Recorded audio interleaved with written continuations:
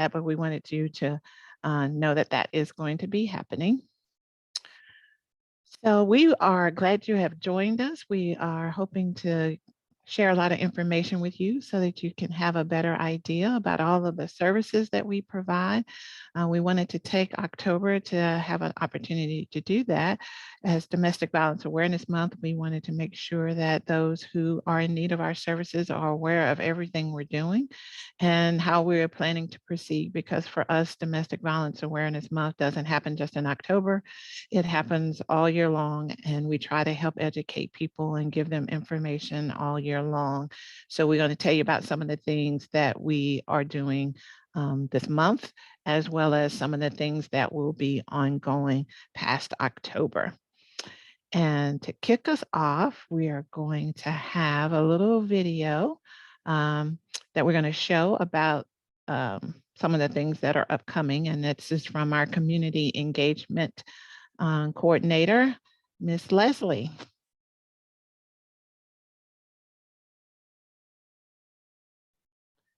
Mary, we can't hear it. Make sure when you do share to hit that option to make sure for sound. Should probably unmute myself as well.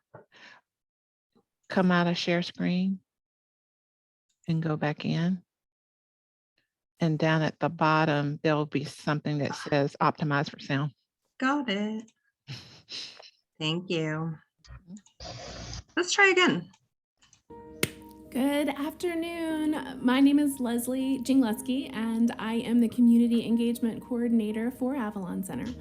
And I am sorry that I can't be here today in person, but it is Domestic Violence Awareness Month, and I have virtual and in-person engagements all month long. But I wanted to come on here, and I wanted to give you a quick update on all of the exciting things that's going on at Avalon Center. All the things that we're doing to spread awareness for domestic violence. And one of our newest programs that's in the works is called Avalon Safe Zone. And we're busy putting together a training program for community businesses. This program is going to be offered to local businesses at no charge. All you have to do is register, and the idea behind this is to educate employers and staff on domestic violence and sexual assault in and out of the workplace. The program is designed to help businesses be more prepared when abuse is happening right here at home. The program can be done virtually, or the program can be done in person, whichever you're more comfortable with. And once the program is completed, the business will be awarded the Avalon Safe Zone certification. That means that they will be armed with education resources that they need to offer staff, clients, customers, and really all of the community members when domestic violence and sexual assault hits close to home. So we're in the process of launching a pilot program. And if your business is interested, please reach out to me. My email is lesliej@avaloncenter.org. LESLIEJ@avaloncenter.org. Next up, I hope that you've been able to listen to our podcast, but if you haven't, you can still catch all of our episodes at avaloncenter.podbean.com. And the latest series is called Why She Didn't Leave. And I gotta tell you that this has been the most inspiring project in my time at Avalon Center. It was inspired by the question that I get asked quite often, and that question is, why doesn't she just leave? And I love and hate this question, but it gives me a real opportunity to talk about the many reasons that she doesn't leave. The many reasons that people don't consider when they are not in an abusive relationship. This podcast features survivors that are honestly changing the world by telling their story from the very beginning. They're telling the whole story, from the butterflies in the beginning, the love in the beginning, and they're telling the bad. They're telling the ending. So I have to offer trigger warnings for this podcast, but I really encourage you to listen if you can, and I hope that you are as inspired as I am. We're launching a new episode today, so I hope you can check it out. Again, avaloncenter.podbean.com. I'll have a link on all social media. Other news, the Gloucester Outreach is up and going, and we're excited. We love Gloucester. We love this community. We are in the process of staffing it, so hang in there. Stay tuned. And finally, we're still looking for social media influencers to help us in the community. So if you're interested and you are social media conscious, give me a call, email me. I'd love to have you.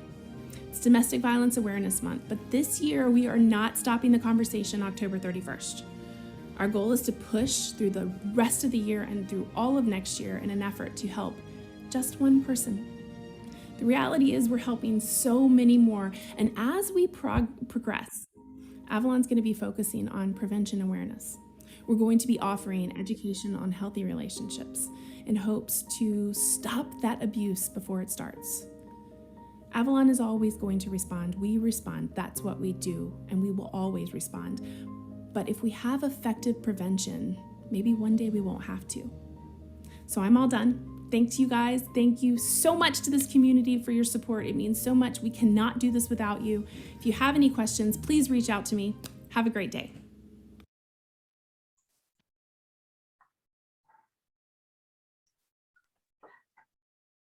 She does that so well.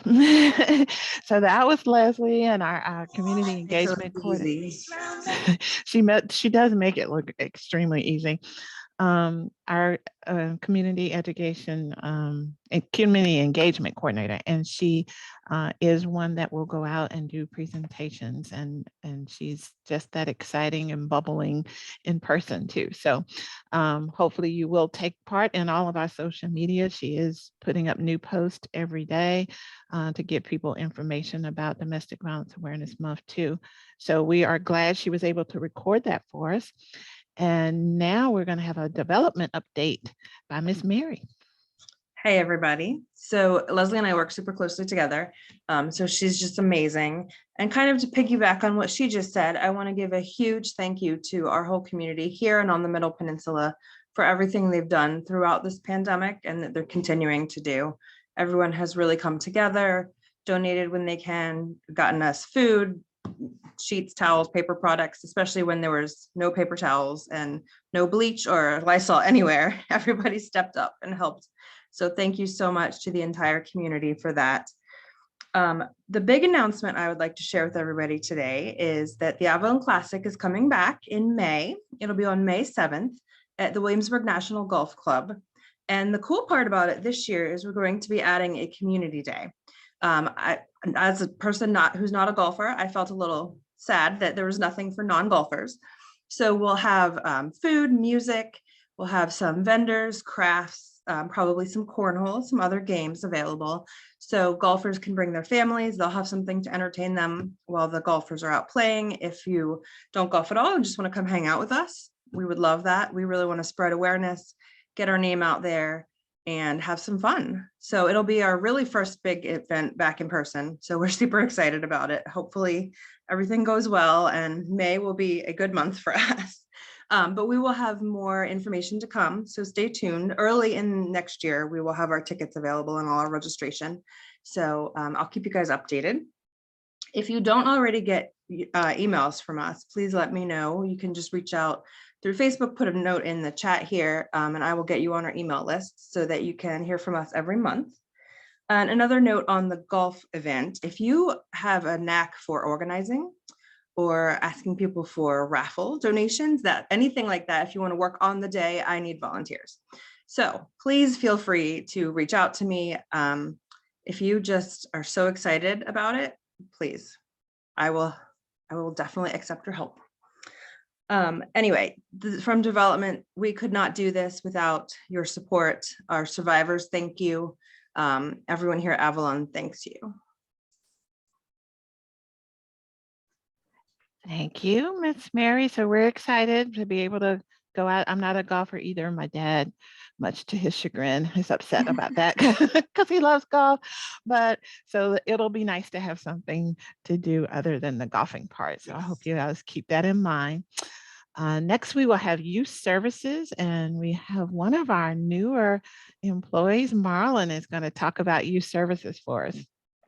Yes. So hi, my name is Marlon Parker. I am a youth advocate with Avalon, and I work under youth services. Just a little bit background about our youth services. Our programs are designed just to help children, youth and adults increase their self-awareness, strengthen coping skills, and improve relationships, and it helps enhance the overall quality of life.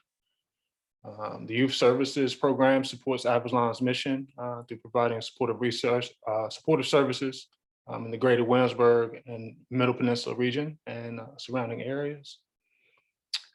So AYS reaches children and youth up to ages 25 who are victims and witnesses of domestic and sexual violence, crimes, and who've also experienced trauma. So working in schools and community organizations, it helps to increase awareness about bullying, abuse, and teen dating violence, while educating children and youth also just regarding healthy relationships. So right now, we're providing presentations in schools on healthy relationships. Just recently, we provided healthy relationship presentations for 3 high schools in the Williamsburg and James City County area. And we're currently scheduling with Matthews. Presentations and educational groups can be done in person or virtually. And we also offer them to faith-based communities and youth-related communities. If you know anyone who has knowledge or an organization or school that would be interested, please do not hesitate to contact us. Additionally, this month, we're doing Bullying Prevention Awareness Month, and we're working on spreading awareness. So we invite you to join us on the 20th of this month for National Wear Orange Day for awareness on this day. We invite you to view our YouTube channel, which also has good informational videos and various topics. So thank you. Thank you, Marlon. Yes, if you have not checked out their YouTube channel, it is wonderful. They have done a good job with those videos, and hopefully you can guide somebody there that they can be able to see some information that's helpful for them. I'm going to pause. We're kind of halfway through. I just wanted to see if anybody has any questions up until this point, because if you have questions, we can kind of fill those, or if you want to put them in the chat, you can do that as well, and we'll try to address them as they come in. All right, so Miss Karen is up next. We're going to have a discussion about shelter. A lot of people are aware of shelter, but we've had some changes during COVID. So she's going to talk a little bit about what's happening on campus. Hello, everyone. My name is Karen. I'm the director here on campus, director of residential services here on campus at the shelter. Most people, when you say campus, they're like, oh, they have an entire campus. Literally, it is an entire campus, and it's very nice. I must say, the community have always poured into Avalon, and each year it gets better and better. So we thank you all for the pouring out to our organization. During COVID, we never closed. We never closed the shelter. We downscaled a little bit to where we put, we spread our victims out. Our survivors, excuse me, we spread our survivors out to ensure that everyone felt safe, the staff felt safe. We're currently still accepting residents. We get residents all the time. That doesn't stop, unfortunately. It is what we do. It's sad, but it's what we do on a daily basis. And I'm glad we're here. We have a quiet room on campus now that facilitates the women to looking for job searches. It's a quiet room that's I call it a state-of-the-art quiet room, because they can go in there and decompress, journal, whatever it is that they would like to do. The room is there to facilitate that. In our life skills building, we also have a place where the families can go and get some respite and quiet time, take their children in there. There's a children's room in there as well. We've had quite a few volunteers, thanks to our volunteer coordinator that has come on campus and helped us out during COVID. So there were volunteers on campus during COVID to help us keep the campus looking beautiful. There was a lot of area beautification that took place, steaming the buildings, from putting up a shelter. Now you may hear hammering out in the back right now, putting up a shed. We have volunteers on campus now. There's just been a lot going on. We still offer our residents, classes such as how to prepare for an interview. the interview process, how to write a resume. Our children on campus, they have tutoring. We have internet on campus, so the kids, even though there was being homeschooled, tutoring still went on. Classes still were in admissions here because we do have the internet on campus. So they didn't miss anything there. There's a lot. We have a house in Gloucester. We have a safe house in Gloucester. We since been granted more funds. Our executive director has more information on that. So we're in the process of looking for 2 more safe houses. Also, there was something else I failed to mention. I can't remember what it was. I can't remember what else it was, but yes, I would just like to say thank you to our board members and thank you to our communities and all the staff at Avalon for supporting us while the shelter was still open during COVID, and more so than anything, being able to help the residents that we came in contact with and that we come into contact with every day. Thank you.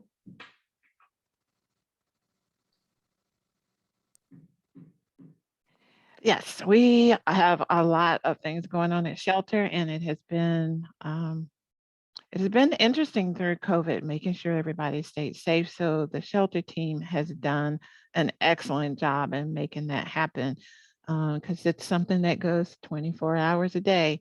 That part of Avalon never shuts down. So we couldn't do it without their ability to be able to help make that happen. So we hats off to our shelter staff as well.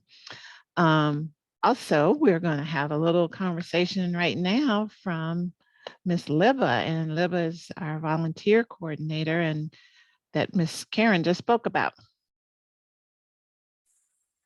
Hi, thank you so much for giving me a moment to talk about the program. I love working with volunteers. I love working with the community. I think it's so important to always acknowledge that we couldn't get a lot of things done without the help of volunteers and how crucial you are to our mission and vision. So I work with volunteers and all the departments at Avalon Center to fill needs where they arise. The volunteer program right now is running with some adjustments. We have remote opportunities as well as in-person opportunities. We do orientations right now remotely. So I'm very flexible. If you are interested in getting involved and maybe have a tight schedule, I can work with you on that. And a lot of training for opportunities are also available remotely as well. A lot of the positions that we have and a need for right now, we are always in need for hospital accompaniment advocates. Shelter grounds upkeep is something we are always in need of, especially as we roll into the fall where we're going to have a lot of needs. And then as Mary and Leslie mentioned, there are great ways to get involved with our development team and our community engagement team as social media influencers or as development volunteers, especially with the upcoming events in the spring. So any opportunities that you are interested in, if you have a passion for our mission and vision to break the cycle of abuse, further your education on trauma-informed services, please reach out to me. A lot of our positions are posted on United Way of the Virginia Peninsula's website. If you're a William and Mary student, you can go to their Give Pulse page and a lot of our positions are posted on there. Or if you have any questions, if you just want to talk about a way that you can get involved, please just reach out to me. So thank you. Thank you, Libba. It is wonderful that the community gives that way also, because there are some things that we just don't have enough bandwidth to be able to do, and our volunteers are able to help us with that. And that's critically important so that we can continue to provide our services for the survivors who come to see us. So I am next. I'm Juanita. I'm the Director of Outreach Services. And sometimes outreach services are the services that people aren't as aware of that exist. Some do know about them, but sometimes people aren't aware that the shelter is not the only space where we have work with our survivors. We do have an outreach office. Right now, under COVID, we are seeing all of our clients on a virtual basis. So we have legal advocacy. We have someone she's not a lawyer, but she can accompany people to court. and be there for them as a support, or get them sometimes connected to like legal aid or other legal assistance if they need that. She is / a case manager, so she helps our clients to be able to get connected with resources in the community that they may need, because sometimes they're coming in and they need all kinds of things to be able to make some of those steps forward. So she gets them connected to that. We have an equivalent legal advocate on the Middle Peninsula side, and she goes to court on that side. So we cover both sides with that service. And then we also have counselors to be able to kind of help people walk through some of the emotional pieces that come up with that.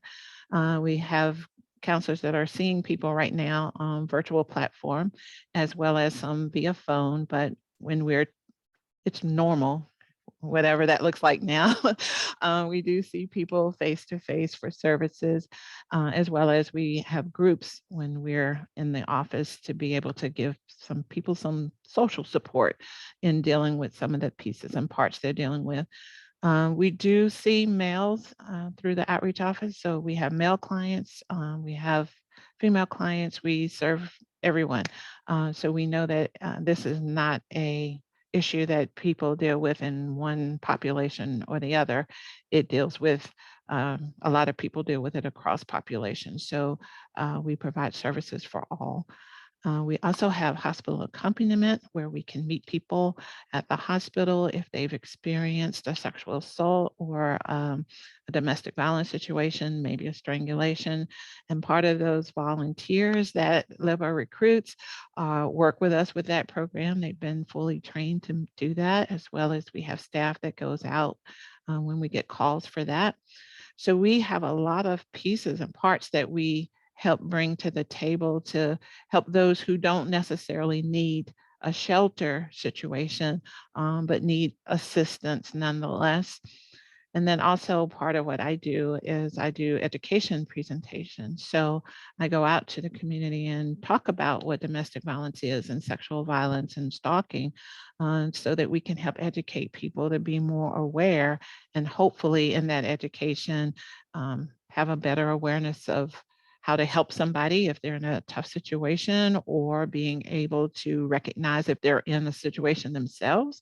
And to bring in a part of that prevention piece that Leslie was talking about, because if we can help people have healthy relationships, it can help prevent them needing some of the other services that we provide for people.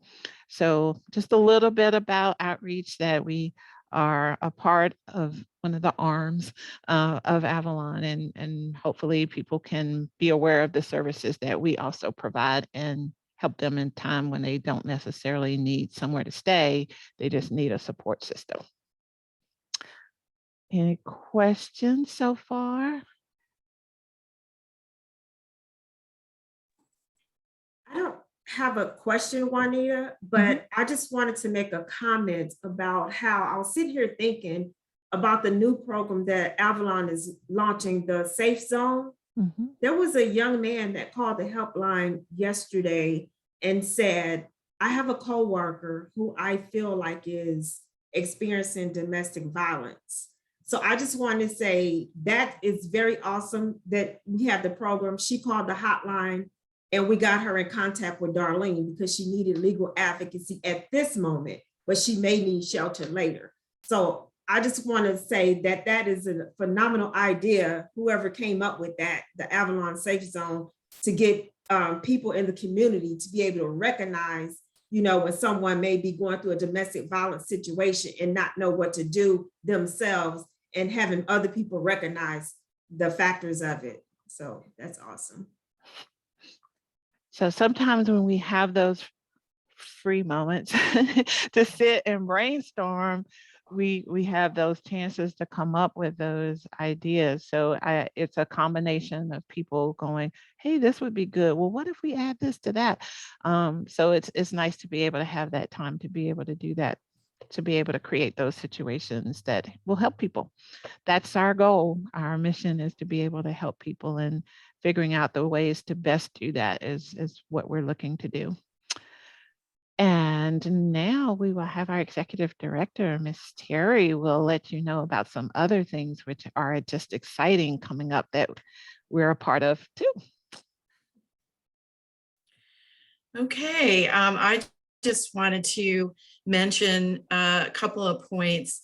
During the pandemic, we have seen a very big increase in calls to the helpline. In fact, doubled from previous years, calls for help. And many of those calls are more, they're more dangerous situations is what we've seen.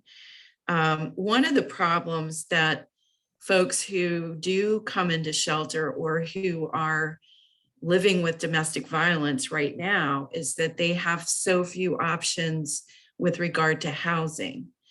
And they often are not working, or they're working in jobs that don't pay living wage. And it's very hard to make a change in your life if you can't afford that change and you have children to consider.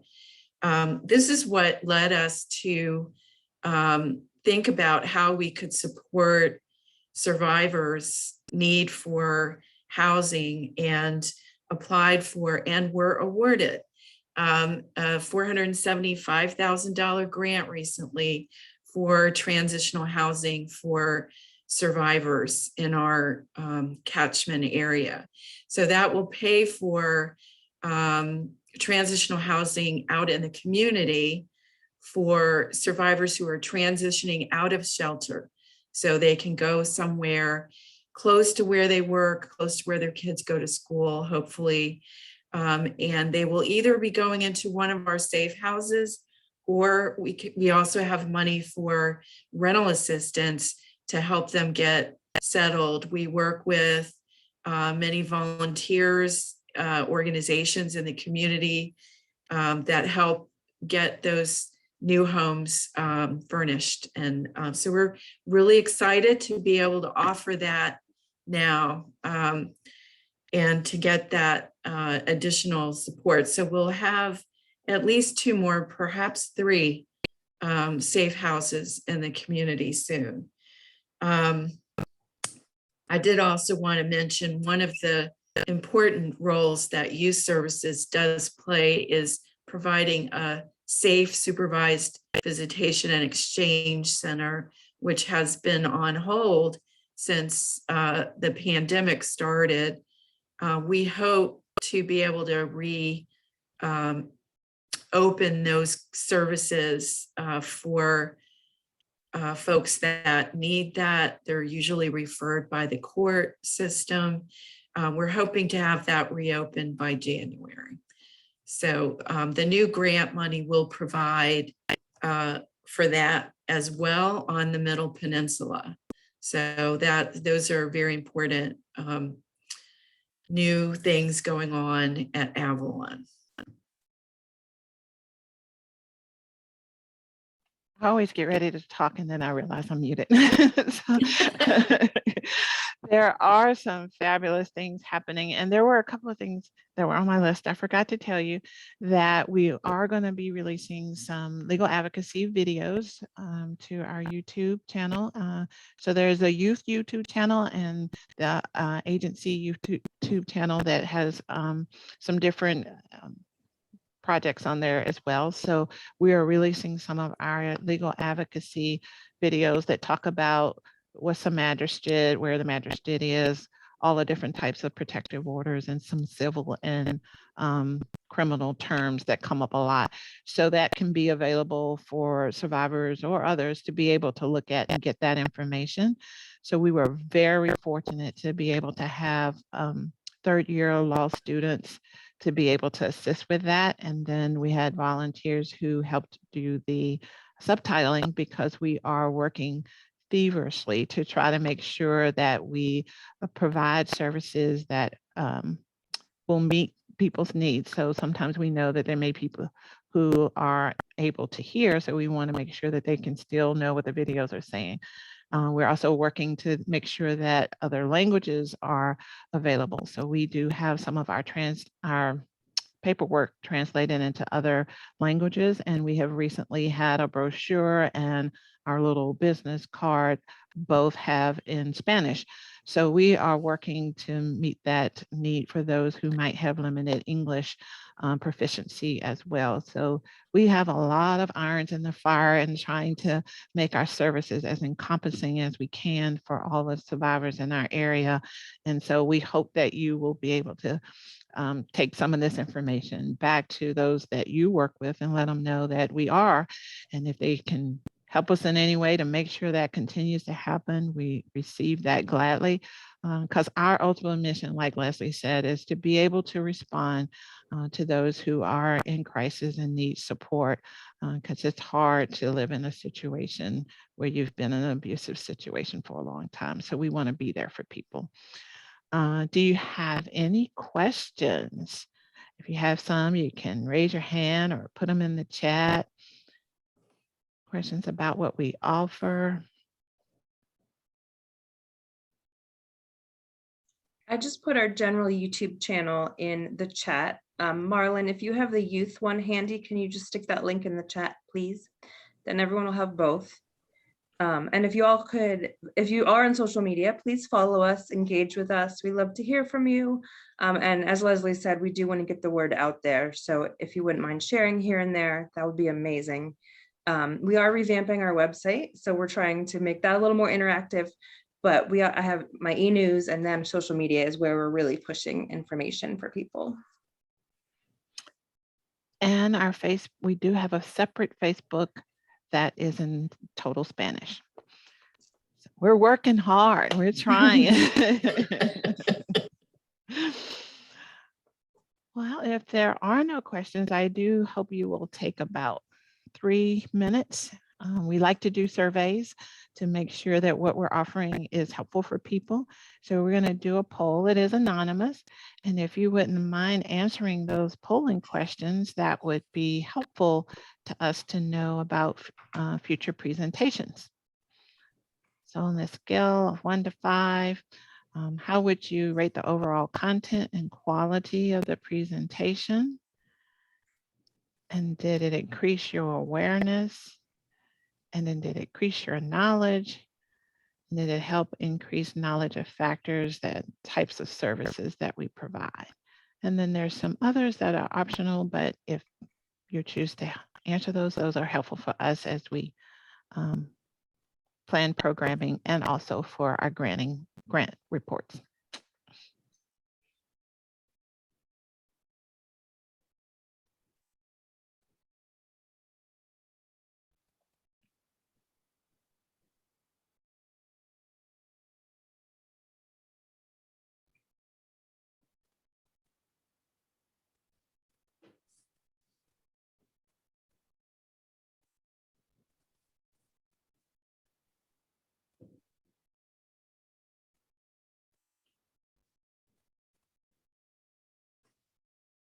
So hopefully everyone has taken the poll, and we do thank you again for coming on today, and hopefully you'll be able to direct people to it. We will have it posted so that people can see it if they weren't able to make it during this time. And thank you again, and we'll have another one next month. We hope you come out to our town hall. We have them once a month, so come out and see what we're talking about next month.